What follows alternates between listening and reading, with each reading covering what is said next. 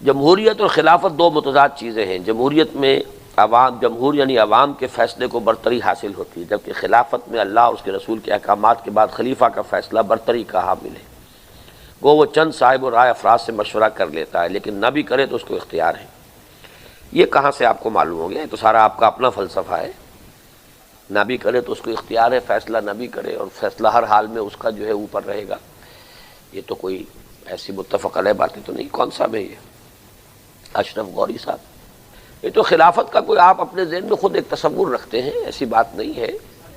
خلفائے راشدین کے ہاں اس کی مثالیں بھی موجود ہیں، یہ بھی صحیح ہے بات، لیکن یہ کہ آیا ایسا ہی کرنا لازم ہے، یہ بالکل دوسری بات ہے۔ مطلب یہ کہ خلافت اس کا نام ہے کہ حاکمیت جو ہے وہ اللہ کی ہے، انسان اللہ اور اس کے رسول کے احکام کے اندر اندر اپنا ایک اختیار رکھتے ہیں۔ اب یہ اختیار وہ کیسے استعمال کریں؟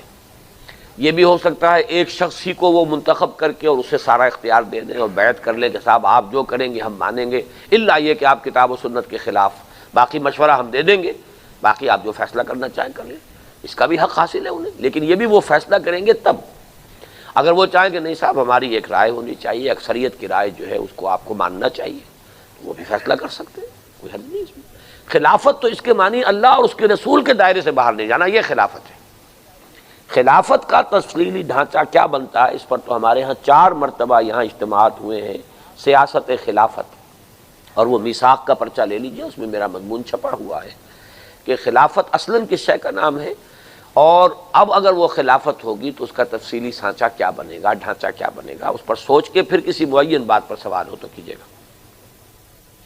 پھر جمہوریت اور خلافت کے بیک وقت حمایت کا کیا مطلب ہوا، یہ سوال اگر آپ کا، تو یہ ذرا مختلف بات ہے۔ جمہوریت اور خلافت دونوں کو جمع کر سکتے ہیں آپ، کس معنی میں کہ خلافت جمہوری ہو، ایک ہے حاکمیت جمہور کی، وہ کفر ہے، شرک ہے، ایک خلافت جمہور کی، یہ عین اسلام ہے۔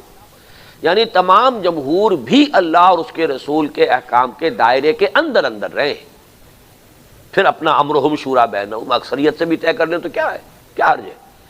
دیکھیے دو چیزیں، یہ بھی حلال ہے یہ بھی حلال ہے، یہ کریں یا وہ کریں۔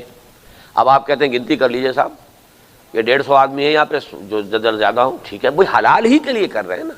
یہ نہیں ہے کہ اکثریت جو ہے وہ حرام کے لیے بھی طے کر سکتی۔ اگر اکثریت جو ہے وہ کسی دین کی منع کی ہوئی چیز کو بھی کر سکے تو وہ حاکم ہو گئی، پھر یہ جمہوریت ہو گئی جو کفر ہے۔ لیکن اکثریت سے 2 مباح چیزوں کے مابین فیصلہ کر لینا کوئی حرج نہیں۔ اکثریت تو دور کی بات رہی، ٹاس کر لیجئے۔ قرآن دازی کرتے تھے حضور کے نہیں، ازواج مطہرات ہیں، ان میں سے کن کو میں سب سفر پر لے کر جاؤں، قرآن ڈال دیا۔ اب اس کا کیا مطلب ہے؟ جائز تو ہے حضرت عائشہ کو لے جائیں، حضرت حفصہ کو لے جائیں، حضرت ام سلمہ کو، جس کو چاہے لے جائیں، سب بیویاں ہیں اپنی، ان کو لے جا، ان میں سے کن کو لے کے جاؤں؟ اس کا فیصلہ ٹاس سے کر لیا۔ اچھا اس کو اگر حضور کہتے ہیں اچھا بھائی آپس میں فیصلہ کر لو، اگر تم 9 ہو تو جو 5 کی رائے ہوگی اس کے مطابق میں اسی کو لے جاؤں گا، تو بھی کوئی بری بات نہیں۔ حضور اپنا چوائس کر لیں، اس میں بھی کوئی بری بات نہیں۔ وہ قرعہ اس لیے ڈال لیتے تھے کہ کسی کو یہ خیال نہ ہو کہ حضور نے مجھ پر ان کو ترجیح دے دی ہے، تاکہ معاملہ جو ہے اسی پر رہے، قرعے میں جس کا نام آ گیا۔ تو 2 مباح چیزوں میں فیصلے کے لیے اکثریت کو اگر ہم دلیل بنا لیں تو کوئی حرج نہیں، یہ ہوگی خلافت جمہور۔ لیکن اگر اکثریت حرام شے کا بھی فیصلہ کر سکے تو یہ حاکمیت ہو گئی اکثریت کی، جمہور کی، اور یہ کفر ہے۔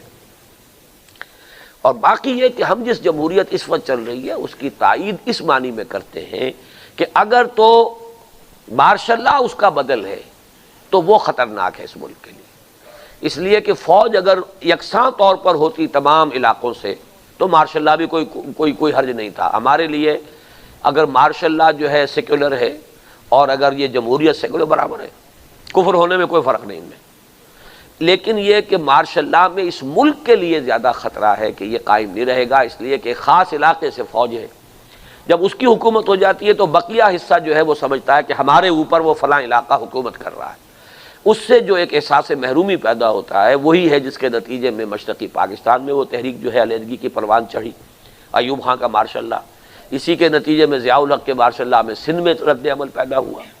ابھی تو جو بھی ہتھ کنڈے ہیں چل رہے ہیں، جو ہارس ٹریڈنگ ہے، لیکن کسی وقت اگر صحیح رائے کے برابر سامنے آنے کا امکان ہو گیا تو نہ معلوم کیا فیصلہ ہو سندھ میں۔